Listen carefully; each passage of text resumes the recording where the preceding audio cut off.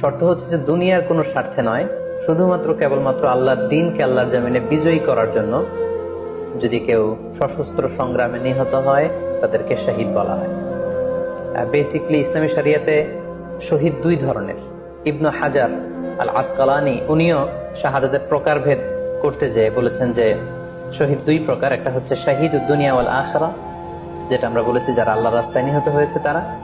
আর একটা হচ্ছে শাহিদুল আখিরা, যারা দুনিয়াতে আল্লাহর রাস্তায় নিহত হয়নি কিন্তু পরকালে তারা শাহাদাতের মর্যাদা লাভে ধন্য হবে। প্রথম প্রকার হচ্ছে শাহিদুদ দুনিয়া ওয়াল আখিরা, যেটাকে আমরা বলি শাহাদাতে হাকিকি, মানে প্রকৃত শহীদ। এরাই হচ্ছে মূলত শহীদ। এদেরকে আল্লাহ তাআলা মৃত বলতে নিষেধ করেছেন। আল্লাহ তাআলা বলেছেন, ওয়ালা তাকুলু লিমান ইউকতালু ফি সাবিলিল্লাহি আমওয়াত বাল আহইয়া ওয়ালাকিন লা তাশউরুন। যারা আল্লাহর রাস্তায় জীবন দিয়ে নিহত হয়েছে তাদেরকে তোমরা মৃত বলো না, বরং তারা জীবিত।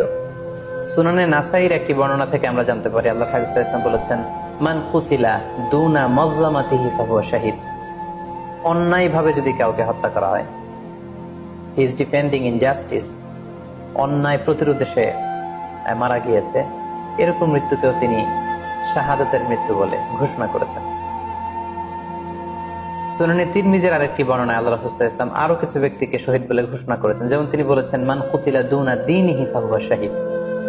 কেউ তার দিনকে হেফাজত করতে যেয়ে যদি মৃত্যুবরণ করে সে শহীদ।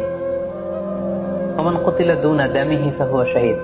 নিজের রক্ত বাঁচাতে যেয়ে যদি কেউ মৃত্যুবরণ করে শহীদ। তার সম্পদ বাঁচাতে যেয়ে যদি মৃত্যুবরণ করে সে শহীদ।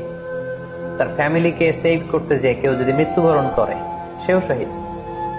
তার সম্মান, ইজ্জত, তার স্ট্যাটাসকে বাঁচাতে যেয়ে যদি কেউ মৃত্যুবরণ করে সেও শহীদ।